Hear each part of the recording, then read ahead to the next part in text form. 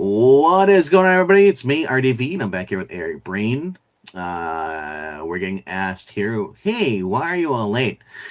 Eric and Breen decided to do a social experiment. We started to go a little bit later each week to see who gets angry and starts lashing out at us. Oh, so you're blaming me. I would not blame you. I would never blame you. Dead. That wasn't blame. Because that would mean that we're at fault for something. But we don't take the blame at all. We're not at fault. But over on Extreme, if you have not checked out, I just got done over there about 10 minutes ago.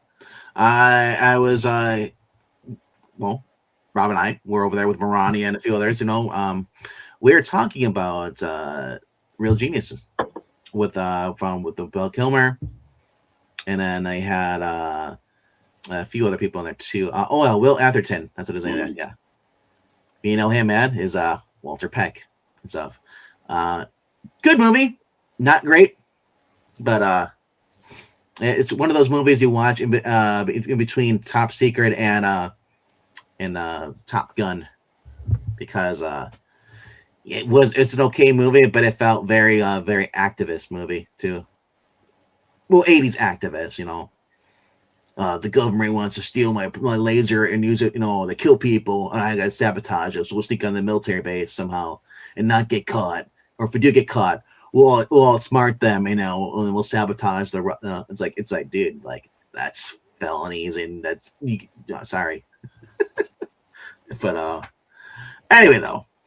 Hello to One Slick Dude. Hello to Marania. Hello to Undead Quinn. I refuse to call you Hooray Angel because Undead Quinn is a much better name in my opinion. But hey, you do you. So tonight I do have a few books to talk about. There's a couple as far as trades coming out too, as you may saw on the actual thumbnail. Yeah, that's what we get right here. All right, and as usual, Eric will talk about whatever game he's watching and how they're losing. I think I have a slight case of vertigo tonight. Nice. No, not nice. You're not watching the movie? No, I'm serious. My equilibrium's off. When I stood up to go into the kitchen, it's like I lurched forward. And I just closed my eyes and put my head down, and it started spinning. High blood pressure? No, I'm actually, for the first time in my life, I'm taking my blood pressure medication every day. Okay, because I was going to say, it could be signs that... Every once in a while, I get... Of course, it could be worse.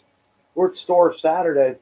This guy, I'm out of eyesight, and my brother goes, "Do you have your phone? Call 911." I thought he was doing a bit. And I walk around. And the one customer in the store had done a header right in the middle of the floor. Oh. An epileptic seizure.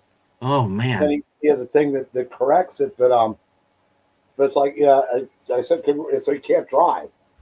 And then he showed us a picture of the last time he drove. There's no way anybody should have survived that. Wrapped around a tree? The picture in his phone. I mean, it looked like it'd been through like an impound, one of those. Jeez. But it's weird. That's it. That's car wrecks are no thing to joke at.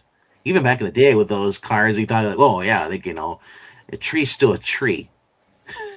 I woke up from a car accident with the news, the fire department. Dozen cop cars, shut down expressway. Yeah, that was an interesting afternoon. I gotta look that up. What year was this? I think it was 1978, maybe. That was back when we were all doing Freon like idiots. And there's three of us, and we all passed out, including the driver. Wow. We were in a Volkswagen Beetle. It flipped over and skidded down the expressway. Wow. And what's weird about it is I had my window was down. I rolled it up right before we left.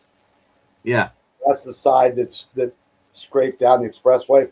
That would have been my head. I obviously wouldn't have survived that. Wow. But the window behind me popped out, and my buddy's ass drug down 275. But he was wearing heavy jeans Good. and walked away from it with just like some minor scratches.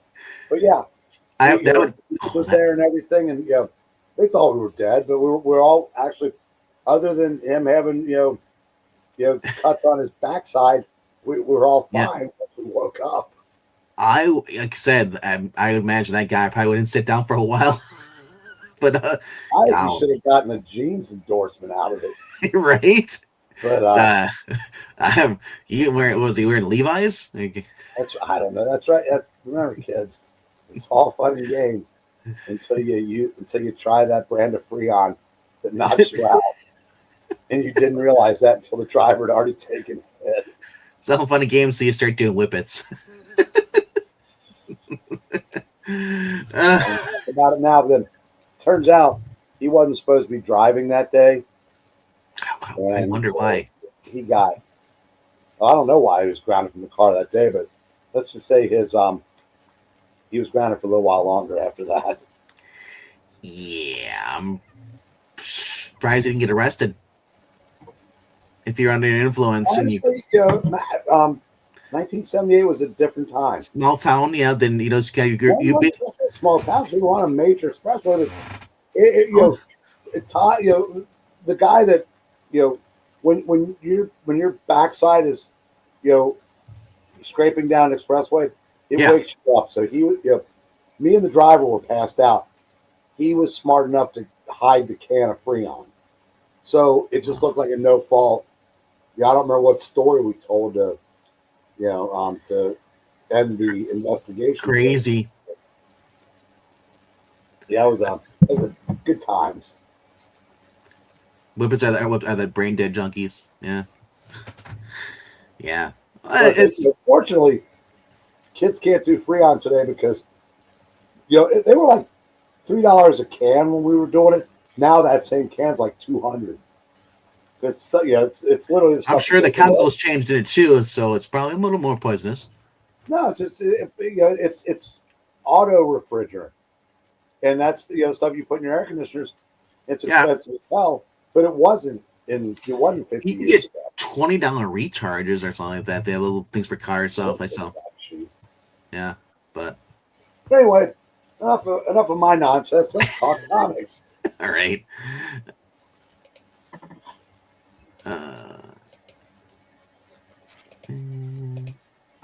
Yeah. So what did you do today? I did some Freon and I got a car accident. Bro, that's wicked. Well, we were at a party one night and I shot a can of Freon into the bathroom sink. And about 7 of our starting linemen on the football team went at it like a pack of rabid dogs. We didn't win any games that year, and I wonder why. Yeah, that's the one thing I always liked when I watched Sean Penn in Fast Times. Yeah, I worked with a kid who is that same mentality. Spoke like him, just like, oh, dude, that's awesome, and I did not know those people were real. We weren't like that. I mean, there were people like that, but none of the ones that hung around with us. It's weird. I mean, I said, they were anywhere from players on the football team, A students, guys like me who didn't have enough athletic ability to play on one of the teams. But we weren't druggies. I mean, we just did Freon because it was fun. I mean, it was. I said, I told you a story about 2 friends of mine pulled up next to these guys, and the guys in their car were giving everybody were screaming obscenities at. So we're gonna fuck you up. We're gonna do this. And my buddy takes a hit of Freon and looks up and goes, "I will have your soul." And those guys might still be speeding down the highway. Because if you don't know what the guy was doing to produce that sound, you think you've met the devil because it like I said, it's you know, MK's got a high pitched voice compared to what this shit gives to you. And I'm not talking about when he's doing Amy's voice. So Verity Pennyworth is his niece or is his daughter? What's her name in this? Verity. Okay, because there was a Julie. Yeah. Back in the Bronze Age or Copper Age. 40 pages for $5. I just go back and read it with Julie. You know?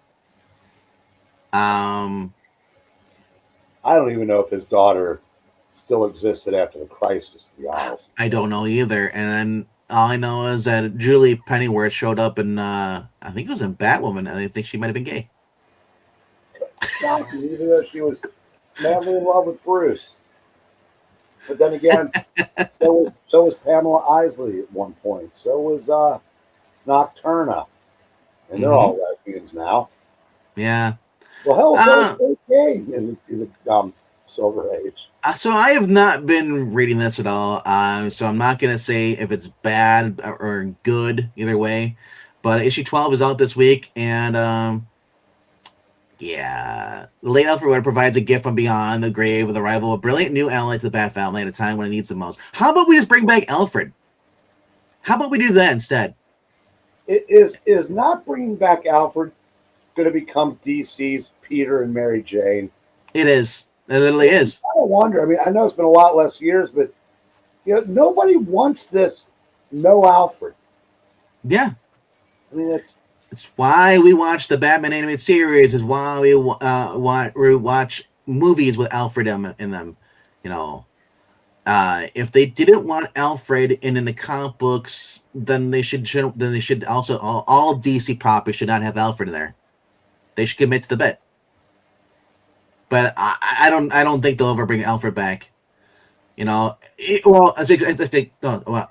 I stand corrected. They did bring Alfred back, but not in the main continuity.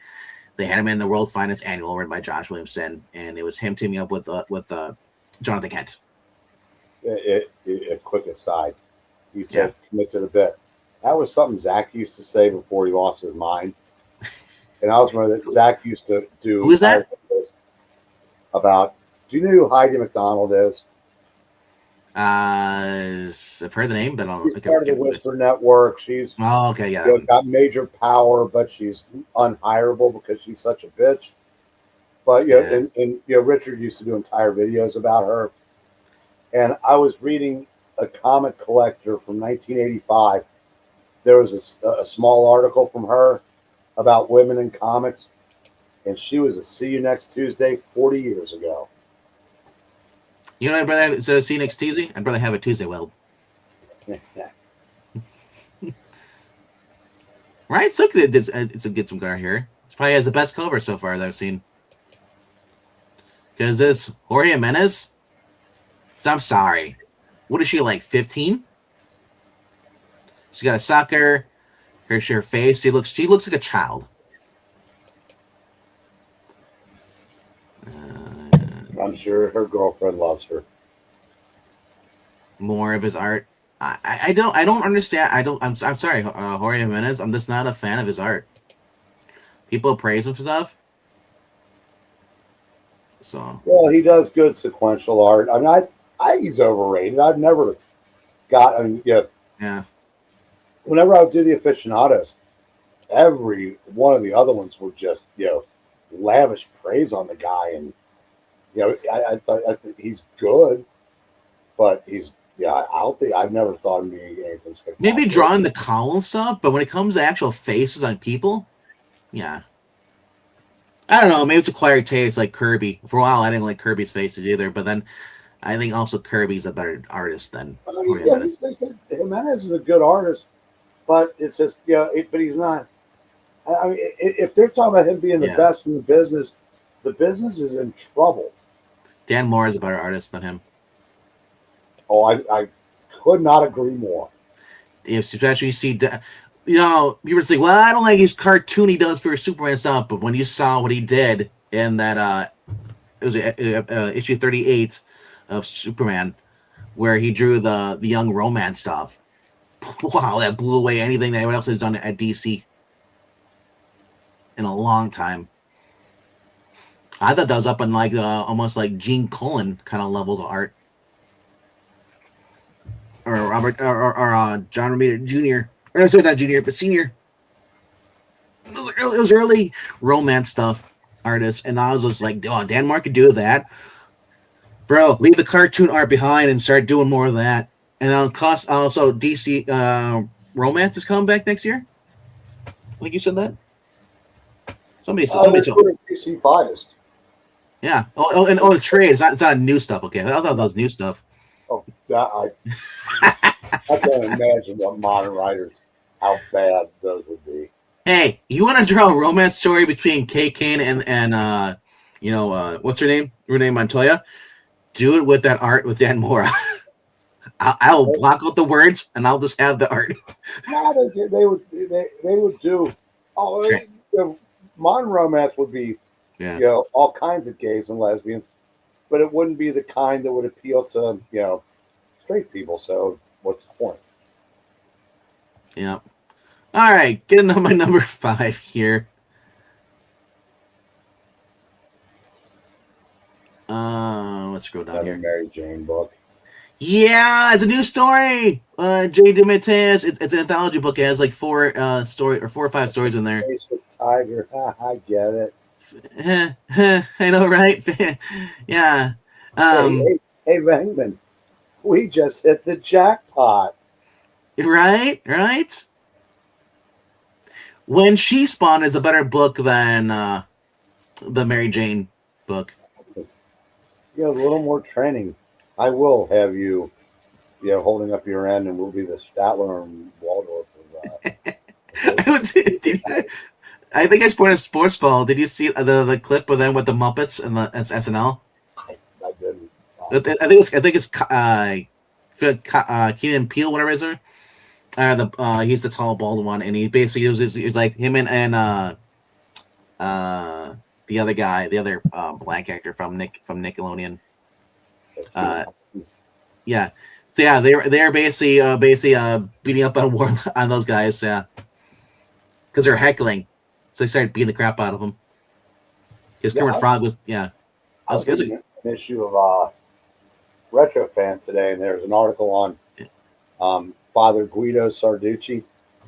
Nice. If your fandom of Saturday Night Live goes back to the very beginning, that character is a guy named Don Novello, and he actually took that character over to Italy, to the Vatican, and got arrested. He goes, it was pre-internet, so there was no way to verify that he was just an actor and not there to actually cause trouble. Mm-hmm. Hello to Austin, hello to Henry, and hello to Harris Papadopoulos. Just a fun name to say, Papadopoulos. All right. Number 5 this week. I've never heard of this writer before. Chuck Brown. Or even Paul Mel. But we're getting a Vampiro versus Red Sonja again. Called Red City. Red City. Yeah. Return to the universe of Vampirella versus Red Sonja. Vampirella and Red Sonja are trapped in the melting pot of magic vampires and barbarians called the Red City. With the help of the heroic... What's that? With the help of the heroic Dynamite, Vampirella and Red Sonja must work together to escape the City of Nightmares and return home. So I guess this guy worked on... I guess the writer... Or is like multi-Ringo and multi-Eisner means shit to me. Because those are a lot... I know for a fact that Eisner are rigged. I think Joe might have won a Ringo or something. I don't know if I said it. If I get a based or not. If I'm gonna get an award called a Ringo, I want Ringo Starr give me the award. I don't want Johnny Depp, Ringo, or Rango, whatever it's called, the lizard. But he says Chuck Brown, and it says so illustrated by Paulo H. Mel, who worked on Transformers: Song of Jupiter and We Wicked Ones. Never heard of this. Now, this is $6 for 40 pages. This is $1 more than the Batman book we just checked out for 40 pages with Jorge Jimenez. Hoping this will be good. So this is cover A.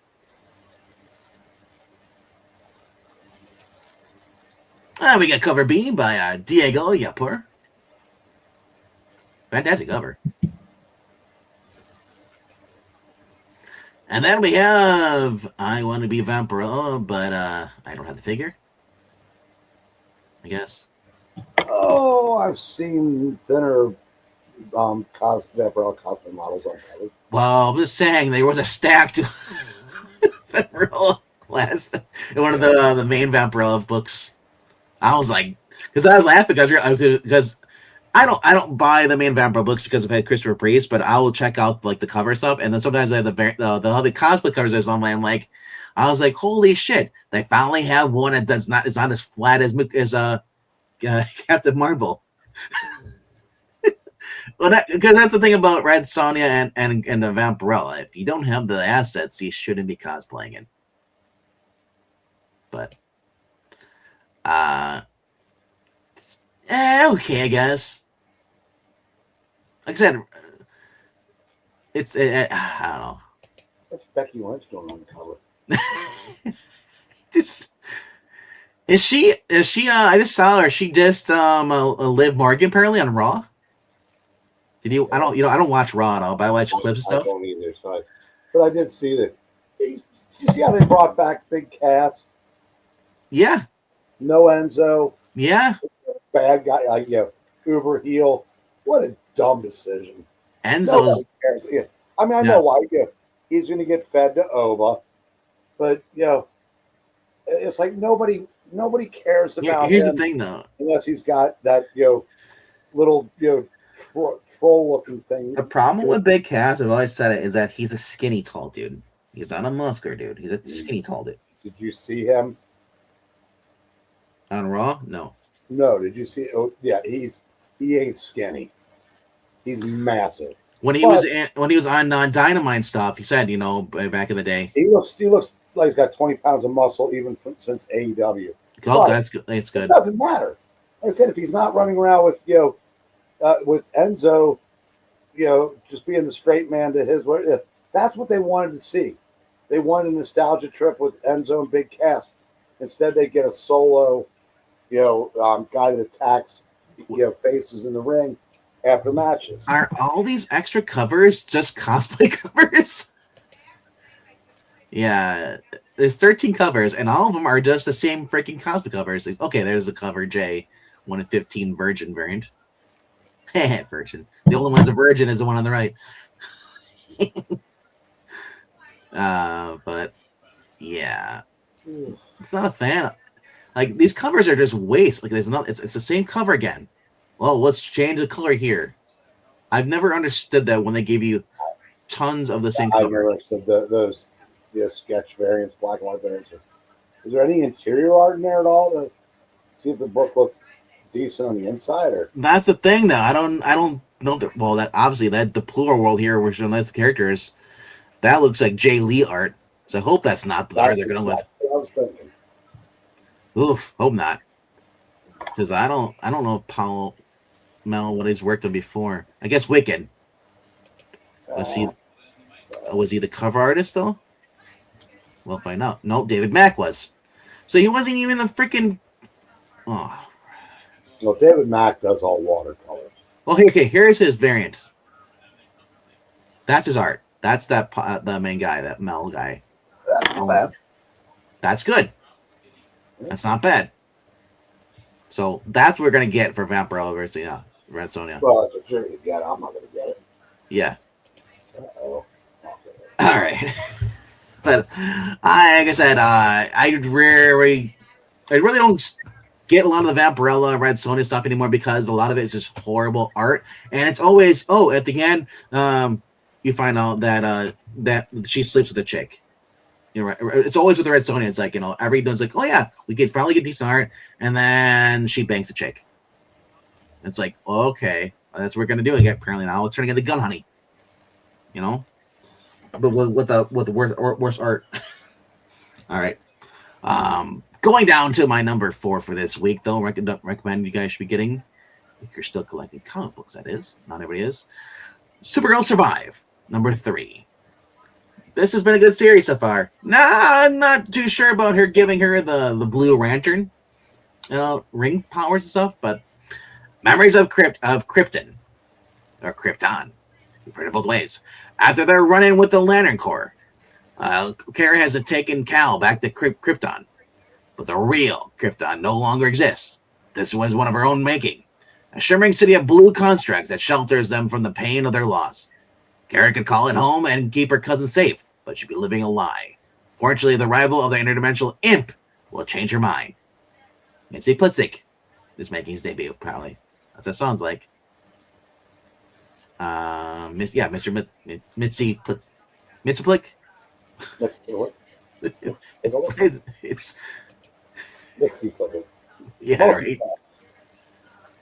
I'm not a fan of the short hair on her, but it is what it is. Yeah, maybe it's a military cut now. I don't know. That's Supergirl. That's Supergirl in Elseworlds. Here's the thing, though. She was a lesbian, though. Everybody wants to do with the exception of that dude that does her series. Nobody wants to make Supergirl. They want everything but that. That's Carl Manvers. That's more like Billie Jean or whatever, or yeah. But I'll say this though: if you're gonna judge her based on the haircut and think she's a lesbian, well, you'd be wrong. In the actual book series, she actually had a crush on whoever the guys in her class, and she was about to go to prom and all stuff, and basically Krypton started having their problems. She basically goes and with the one night her cousin Kal-El and his parents show up at her house, and her and her baby cousin are basically put in this rocket ship and then cast out. Well, the problem is that they get caught, of course, and then they run into some of Lobo's people. Yeah, so. But so far, the series has actually been decent. So, and if they're going for an 80s style, there's a lot of women that had short hair too. But I don't know the reason why the short hair was the choice, whatever. I don't know. Maybe it was easier to draw. Maybe that was the point. I don't know. But that is my number 4 for this week. What the heck? My phone just kind of... my phone decided to freak out and break. Did a skip thing ad, and then it froze my app. Wow, cool. There we go. That was weird. All right, getting on to my number 3 for this week is a book that is coming back. According to Wes, he's one of the worst writers at Marvel. I don't know how, but probably because he didn't like his run on X-Men or whatever he was doing. But Jed McKay is coming back with Moon Knight, Mark Spector Moon Knight, and House Hunters is called. We're getting a team up. The only complaint with this book is that we're getting a team up with Blade, Clear Strange, and wannabe Ghost Rider Robbie Reyes. They're going to take on the new incarnation of this. Basically, they're taking on the house that's based. Well, let me read it.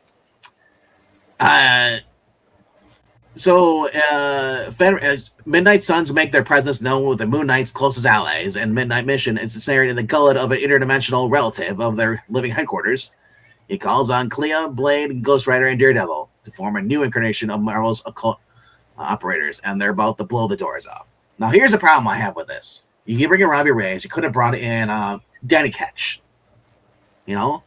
With the announcement of Ghost Rider movie being made with Ryan Gosling, you could have brought that in. Why are we bringing in Daredevil? Kind of weird. You know? But you could have brought in some other characters, too. I love the fact that Blade's on there. Clea, if she's... Now, Clea has been written well by when it comes to Jed McKay, but whenever Clea's in any of your books, she's who gives a shit about Steven? So I don't know. I'm looking forward to this. It's been a while, and I do love some Midnight Suns. I do recommend, if you haven't done so, go back and read some of the older '90s Midnight Sun stuff, Blade comic books. The art is a little tough to get through, but the stories are fun. All right. Oh, we got to hear it. That sounds great. Hope you enjoyed it. Oh, go. Okay, talk about that. Carl Manverse. What else we got here? They could have fooled me. All the 80s movies and arco footage I've seen, and the women have big volumes of hairspray here. Yeah. Well, not in that one movie. The story with Helen Slater cut her hair off. Billie Jean, I think it was called.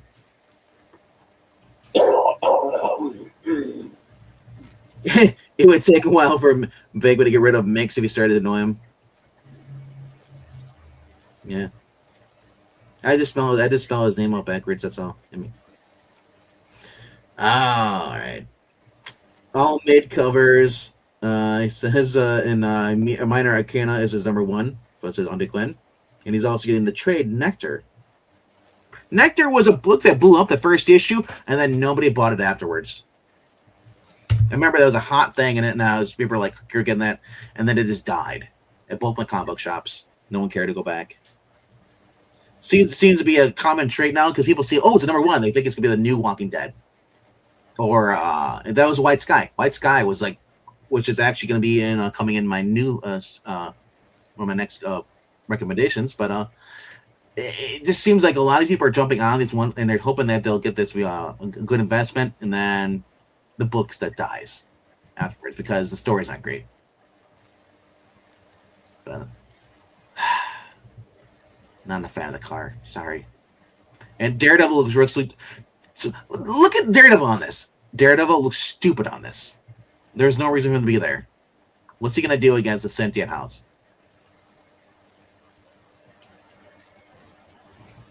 It's like you go trick or treating and you're forced to bring your little brother. If he doesn't fit the rest of the people. He just stands out.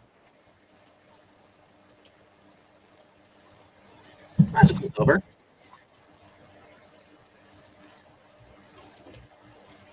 And the Mary Jane Todd Knock variant with Madcap.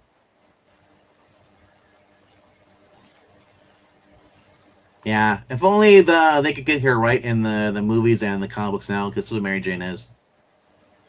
She's not whatever Zendaya is portraying as Michelle Jones. All right. So that being said, we'll go on to my number 2 for this week. Like I said, Todd Nako is always a good artist when it comes to stuff, but I just remember what they did to her and how they cucked Peter with Paul, and I'm just waiting for them to introduce Paul in the MCU. It'd be awesome. All right, my number 2 for tonight. Let's scroll down. Is White Sky. White Sky has been one of those books I've actually been enjoying for an ongoing. Don't know William Harms outside of this. I don't. Leader Luftbridge has popped up and some other stuff that I've read.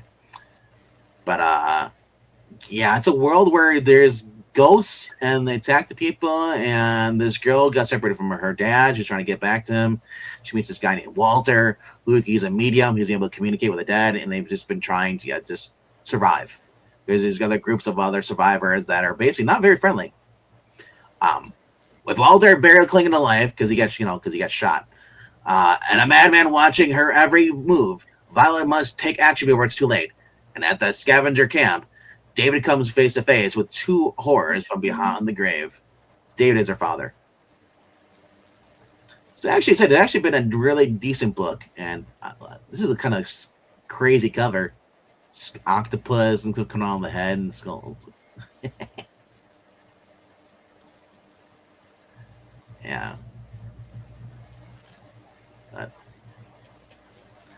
This is a series I wouldn't mind being put on TV, but I don't think it will ever because it's not like The Walking Dead. Walking Dead has such a huge cast, which is a moneymaker. and it's a zombie show, but yeah. Yeah, it's $24 and it's 32 pages. So it's Walking Dead with ghosts. And Walking Dead had a much more diverse cast. Not when I mean diverse means like they had more variety of people.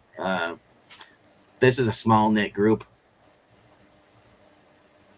Not even really a group. It's a father and daughter who are traveling alone, and they come across a group of people who basically are just ruthless. And yeah, and Walter's somehow connected to this group, and he's able to communicate with the dead, and he's kind of crazy too because of that. And we don't know why, but all of a sudden, like it's like these. The world ended when all these ghosts and stuff started appearing up, and there's all these other ones who are dressed to like the Grim Reapers, and they're on fire. They burn everything with hellfire. So we still haven't figured out what caused this. You know. So yeah, so fits well. Of course, I show the night. You know what, Marania? You gotta quit being a chicken. That's your problem. You know, if you're scared, that's on you. That's on us. The rest of us are brave. And you're not gonna have nightmares. I know you're just playing at this. If you had nightmares, you wouldn't watch the show. Because this show gives nightmares. And we get another ad popped up here quickly. All right. But that is my number 2 for this week. Getting on to my number 1. Number 1 is a no-brainer since what's coming out. There's many good books, but Iron Man number 8 is my number 1 this week. It's Whiplash's Revenge. Tony Stark's been distracted with his new role as teacher, his new love life, his company, and his time as Iron Man hunting for Madame Mask and AIM. One of Iron Man's greatest enemies has resurfaced and wants to turn Tony's life into a living hell. Whiplash has amplified his whips to hurt Iron Man in brand new ways. But to really hurt Tony, Whiplash knows he must target the people Tony loves. Mainstay artist Carmen Canero returns to kick off the next great arc. That's right, because she took a break and art suffered a little bit, but I'm just so glad that she's back on here.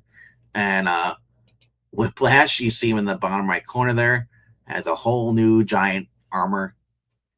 And yeah, like I said, I like it when they rehash and they upgrade some of the villain stuff, you know. But let's see how this works out for Tony. I was watching Iron Man 2 this morning. And then I saw a clip online too, that with Whiplash when they get the suitcase armor, and I forgot how stupid that was. That whole scene with Pepper Potts and just happy, and it's just like, and I wondered how I got through that movie because I watched it again. I was just like, this is bad. But the suitcase armor when he puts it on, it was great, and it's probably the last good armor he had before they started doing the CGI for his costumes.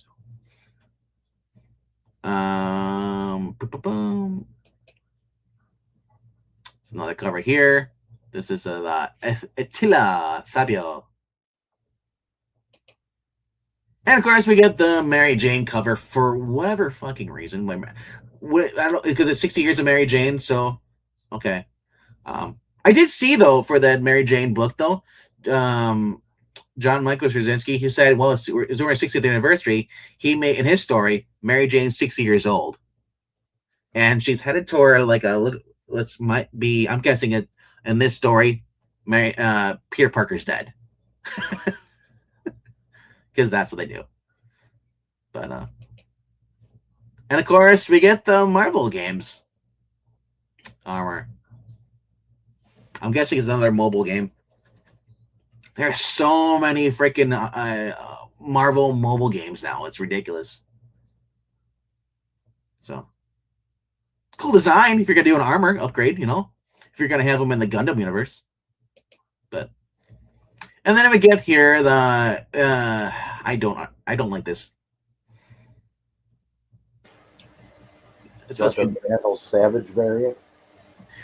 You know what it looked like? It looked not even as Vandal. Like I can see the Vandal Savage. I was thinking more. This looks more like what's it called? If he's the Mandarin, it was Tony Stark. He's using Thor's hammer. No. At first, I thought this might be medieval, the medieval times. That's what it looks like, King Arthur. But then I see this guy back here looking at a troll. Who knows? Yeah. But yeah, looking forward to this.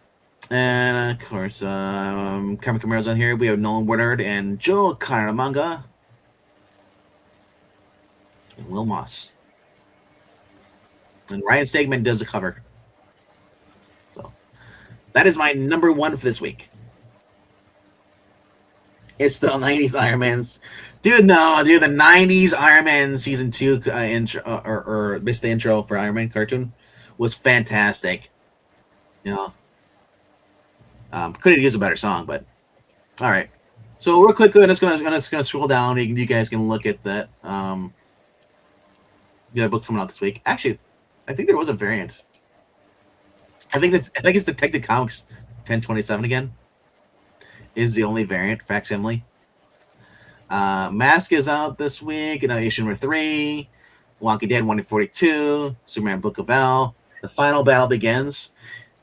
I guess this is a 12-issue miniseries they're doing for Avengers of Superman with Phil Kennedy Johnson. It has to be. I can't see them doing more on that. Queen Anne Black, Venom Unchained. Oh, yay. Yeah, because that's what we want. You don't even have Johnny Cates, who created Null, even a part of this. Yeah. What if Captain America #1? I don't even want to look at that.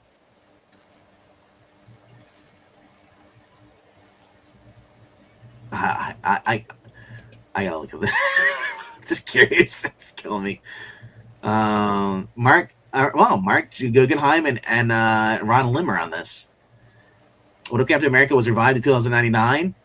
World War II ended with him frozen in ice on a commission for decades. In 616, he was revived and joined the fellow heroes Avengers. But what if the hero he missed it all together? And what if Elvis, what evil? Sorry, would arise with this without the Sentinel of Liberty? You know what? I take it back. This actually might be the only good what if that's coming out. It's Mark Guggenheim and you have Ron Lim.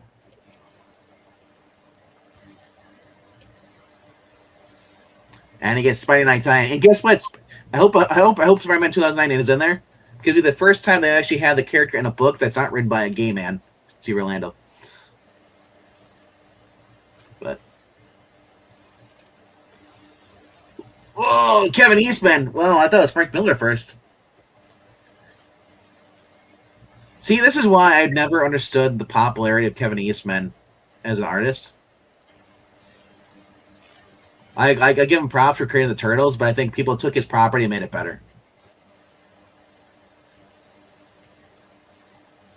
But yeah, it actually might be worth it. $5 though. That's. But it's $5 for a book that's actually good to Marvel. It has a good chance of being good. All right, that's that. Let's what up in there, and then we have Ghost Machine, the final official guidebook. Power Ranger is coming out. Another one. Huh. I thought it was Green Arrow at first, but it's a Green Ranger Tommy. And then we have Neighborhood Watch #4, Master of the Universe Genesis #1.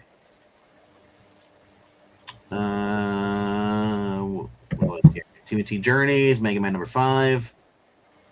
Then here's the Marvel Tokon First Strike, based off the video game that's coming out soon. As Red Sonja, She Devil with a Sword #4. We have Conan and Drake Garno #4. Fort Psycho #1 by Matt Kint and Brian Hurt. Then we have Dead Teenagers 5, Ripcord #5. That's what it was. Yeah, so Detective Comics 27. Breen, I think this facsimile's had more facsimiles of the facsimile. That's the facts. Yeah.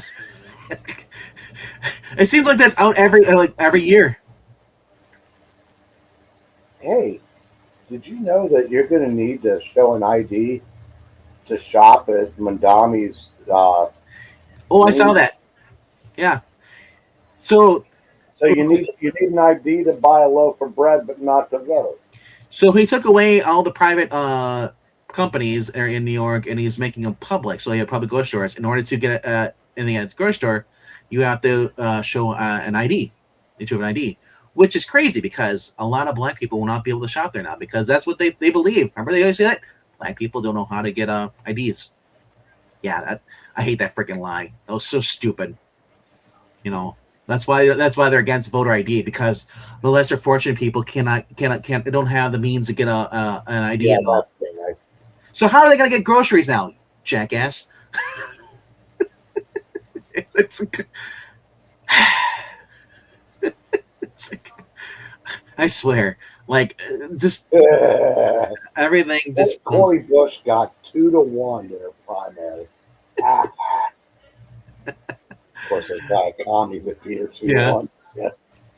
The Origins of the Hood by Marvel Rivals #1. I don't know who's asking for these books. Fantastic Four, 65 years of the world's greatest comic covers. Of the comic covers, brain. So the lady that's going to be the new governor of Wisconsin and fight like hell for no voter ID, you have to have an ID to see her speak. I love it. Oh, that Han, whatever it is, the one who was defund the police and stuff. Yeah. Wow.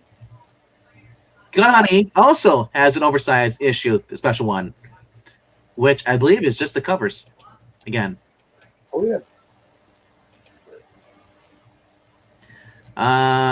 Featuring a display of gorgeous covers plus the look back at the success of Gun Honey with creator Charles Ardai. So now it is the covers again. Okay. I don't know. It's getting ridiculous. Pinhead facsimiles out there this week too. From Clive Barker, the special edition. The Omega book. I don't know who's in this. That was another book coming out this week. Yeah. She wanted to cancel Thanksgiving. We were like, "How the fuck are you gonna cancel Thanksgiving? You're gonna come to my house and say you can't eat that?" Yeah. Well, if you want to be a racist, you just keep going. You go right ahead and have Thanksgiving. I'll eat a turkey and I'll film it and I'll. If you let me know how you Kevin Bacon that to racism while you're at it.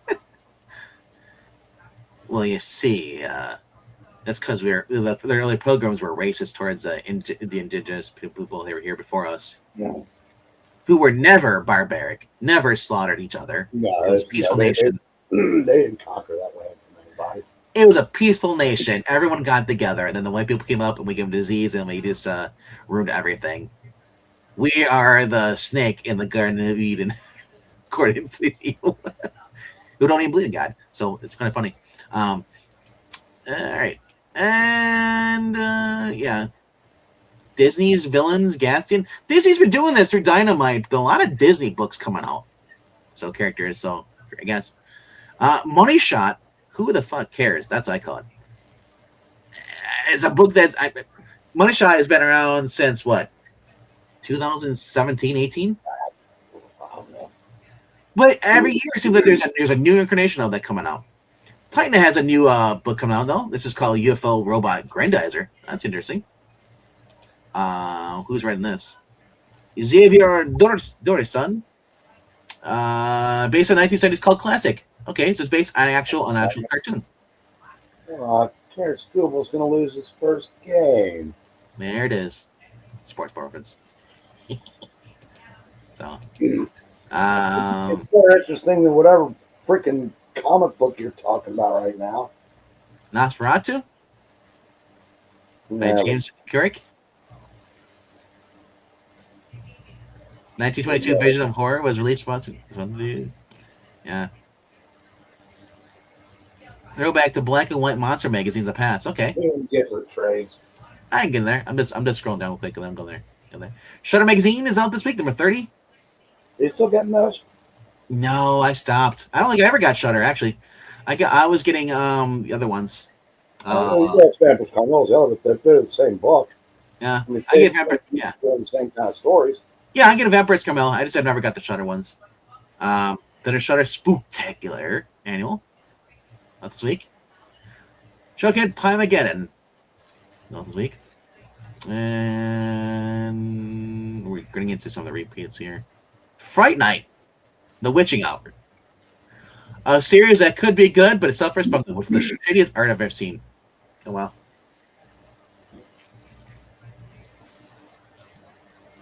And it's going in the second printings and some one-shots.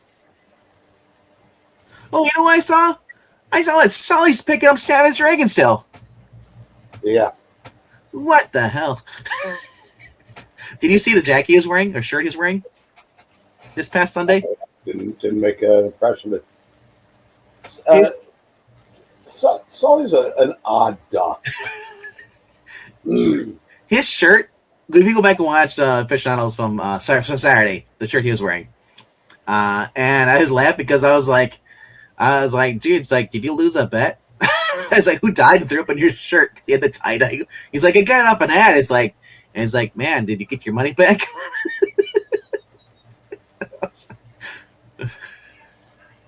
It's like, yeah, I'm glad he's a regular. Yeah, because he is. I like him a lot. He's got a good personality. He doesn't seem like he holds a grudge or anything like stuff. It doesn't. No. He's one holiday weekend. Wes did the show on a Sunday. Yeah. And there were 3 Erics on there. So I dubbed this the Legion of Erics. Yeah. And the other one is Sullivan and Canetti. Right. Who, I'll tell you what, you can make it your life goal to make Eric Canetti smile, let alone laugh, and you may die unfulfilled. Right. He is the most just straight, serious. I like him a lot. He's a great guy, but man, he is, like I said, if I remember Stephen Wright, the comedian, that kind of personality, can you imagine? Just no. I mean, it's just level. Can you imagine Sully and Doc doing their own show? Complete opposites. It'd be crazy. Gotta love the chaos. DCKO is finally collected in trade for those who missed it. It's a story of the return of Darkseid. And it was basically a Fortnite thing. It was just, Doc is whenever there's an aficionado, he's the smartest guy in the room, and there's not a close second. I know. That's he comes across gruff and curmudgeon like, but he is smart as hell. Well, that's what I say about you. You come out grumpy sometimes, but I'm not smart as hell. So you're smart in things that matter to the channel, like comic books. I mean, when I listen to Wes and Doc talk about books, Doc he really goes inside the numbers, and I've never known. Especially talks about X-Men, that's his wheelhouse. And anything. It doesn't matter what he's on. He's a very analytical thinker, and he sees things that I've been reading for 50 years. He sees things I never did. Like I said, it's okay, Alicia. He's a smart guy. Yeah. All the DCKL crap. Wow. More DCKL crap. Birds of Prey by Gail Simone, Omnibus Volume 2 hardcover. Ed Benez on art, and probably the last time you'll see Gail Simone doing really good stuff. And good art. DC. Then we have Justice League of America Crisis on Earth X with Len Wein, Carrie Bates, and Dick Dillon. So it's just this collects Justice League of America 103 through 132. 40 pages, $40 for 624 pages. Good story to read. If you've never read it, nice collection to have it. It's all one spot right there for $40. For those who are not happy with current DC, go back to this. Make it up if you don't already own it. I don't like that it cuts off at 132. You have an omnibus that goes to, I think, 146, which means the next one. Yeah. Well, it'd be $100 though if they did that though. No. I'm just saying. Sometimes it works, in my favor as far as like what I already have, because like I said the FF omnibus I picked up starts the issue after the Epic collection I have. Yeah. But this one, I said I'll have, 4 or 12 of the first. It'll be like 25 or whatever. Yeah. Or I'll have half of them. That sucks. Yeah. But that got to come out first before I can bitch about that. All right. Batman by Tom King. I'm going to do something I didn't do enough of in school and pass. Aquaman Volume 2, Justice League of Blue. It's a good series that's coming out. If you've not been following Jeremy Adams, if you've not been collecting individual issues, this is a good way to collect it for $18. Rockefellers, also a good way to collect these if you're not picking these up. $17 as well. Nova Centurion. I think this is this is from last year. Jim McKay. Gotham City Year 1, the deluxe edition, hardcover. Tom King. What do we do with Tom King's Free Pass? Suicide Squad by John Ostrander, Omnibus Volume 2, hardcover for $150. I think that's way too expensive for my, for a book. Yeah, Pages it has. Yeah.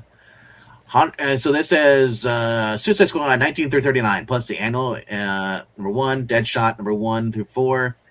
Then you have them Firestorm number 82, Firestorm the Nuclear Man 86 through 87, Secret Origins 37, Checkmate 15 through 18, Manhunter 6 through 7 and 14, Captain Atom number 30, Justice League number 27, Who's Who Definitive Directory of the DC Universe number 4, 6, and 18, and Who's Who Update 1 through 3 from 88, and Who's Who in the DC Universe 92 through 14 and 16, The Flash number 12, and Pages from Invasion 1 through 3, while featuring a new introduction and a commentary by Obster.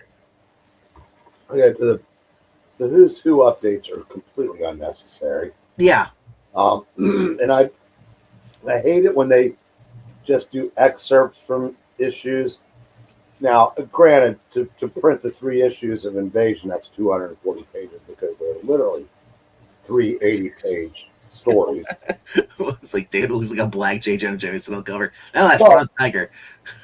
Yeah. But this omnibus does have the honest directive story, which is cool. Yeah. That's one it ran through Manhunter, Checkmate, Firestorm, Suicide Squad.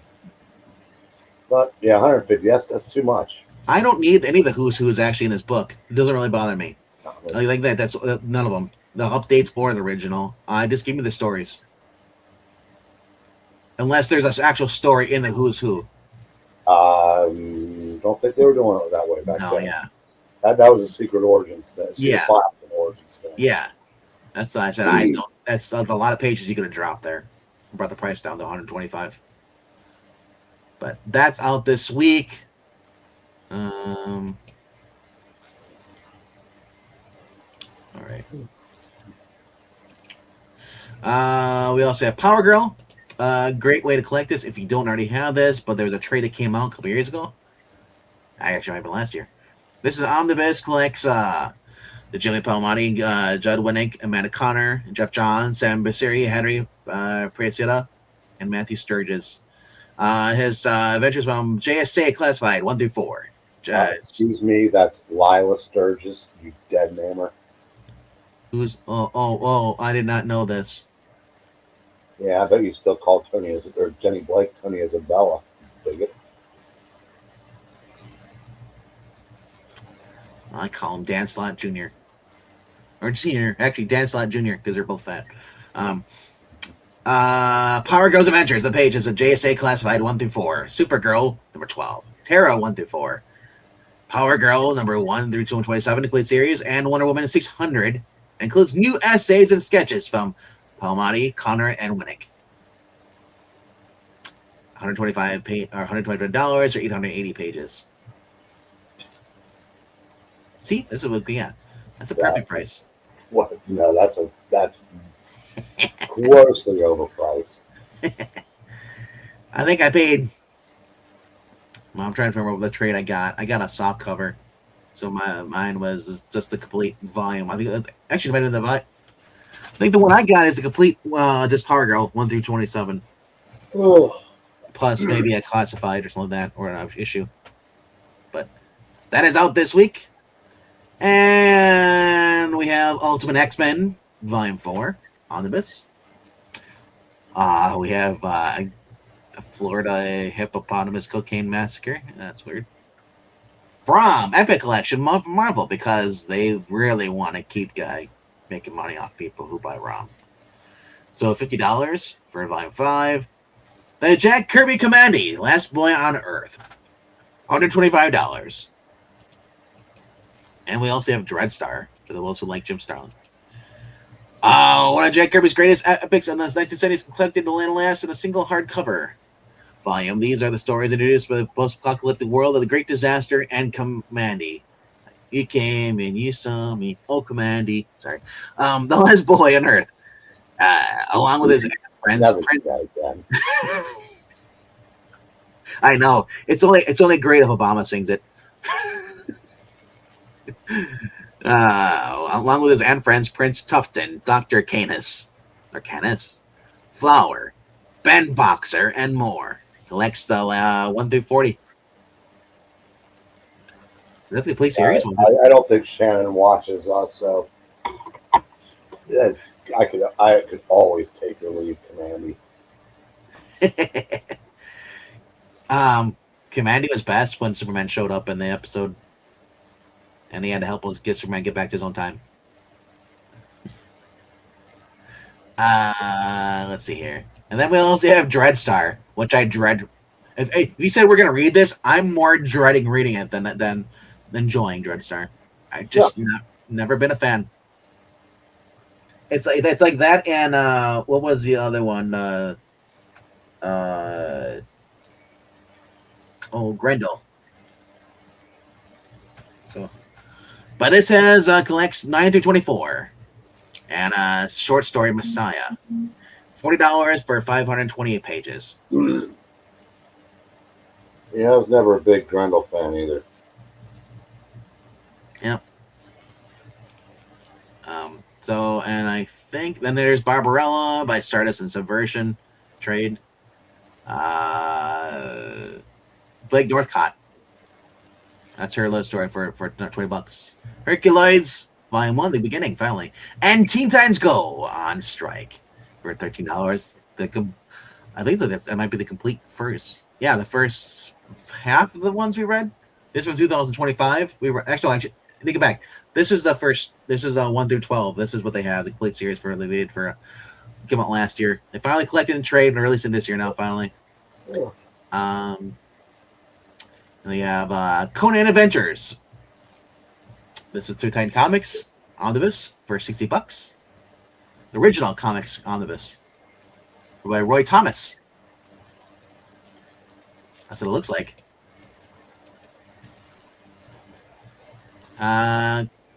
Featuring unseen bonus material of all new.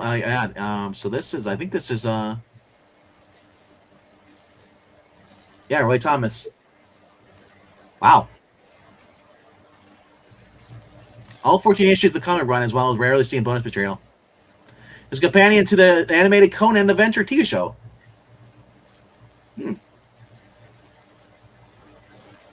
Yeah. Definitely something to check out if you're a Conan fan. And Ultimate Spider-Man Volume 2. And I think that's it. So, with that being said, we're going to end it here then tonight. Unless there's something else you wanted to talk about.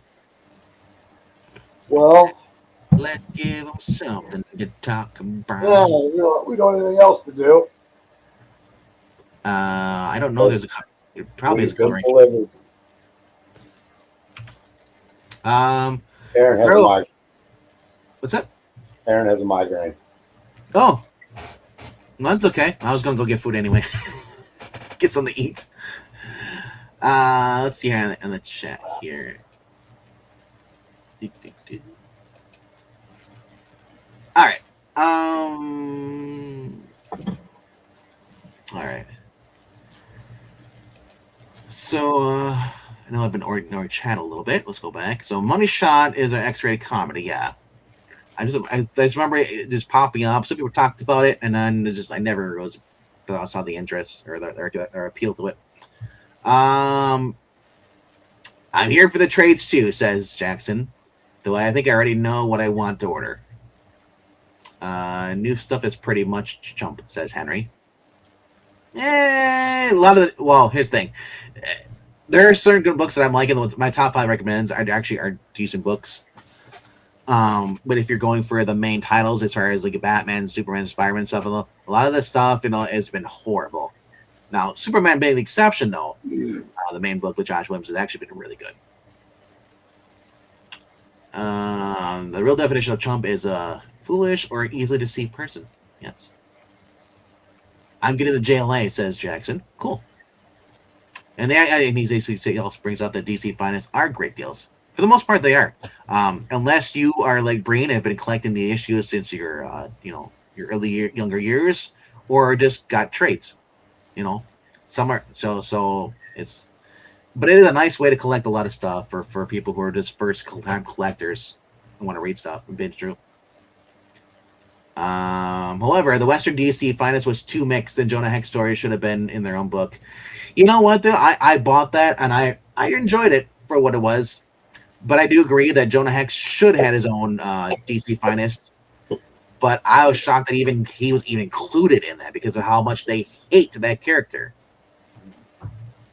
I don't think I'm getting anything from this week's releases. Probably gonna save my money for Red Robin Compendium coming later this month. Actually, you know what I heard out? So one of the people that watch the channel, he said that basically the Byakusha Volume 2 books are coming out in October.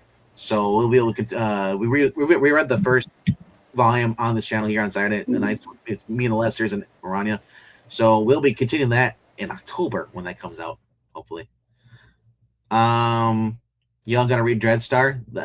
No, I will not read Dreadstar. And I think that's fine. Oh, Conan Adventures is when Thomas came back to Marvel in the 90s. Okay, thank you. I was wondering, like, is that like, because I remember he was on there, but I was surprised that that he was able. I thought that was a Marvel thing, But hey, Marvel doesn't own the rights to it, I guess. But I just started watching X-Men: Age of Apocalypse for the first time. Cool. And Starland Batman Run is great, just not in the Death of the Family. Yeah. All right. So with that being said, I'm gonna end it here. So if you haven't already done so, we ask that you please click like, subscribe, and do all that fun stuff. And as always, check us out on Thursday nights. And I know a lot of people are kind of busy. We're not used to it, but we'll be going live at around 9 p.m. Eastern on Thursday nights. Me and Breen and Marania. We've been reading some throwback issues. Last week I overslept a little bit. I passed out because I was in the heat all day. So I'm not used to the 90 plus weather and humidity and stuff. Ugh. And then being trapped in the car in it for 2 hours is fun. But yeah, so we'll be back live this Thursday night to finish up the Daredevil Noir reading. And on Friday, we'll be returning to Teen Titans. So, and then probably another Ghostbusters or something on Monday or Sunday will be a World's Finest. We don't know. But until then, take care, be safe, and just leave a comment down below. Let us know what you thought of this. So, but see you, Joe. I mean, Henry, F you. What do you say? Jackson, he says that Henry's like, see you, chump. Or I mean, Henry. Later.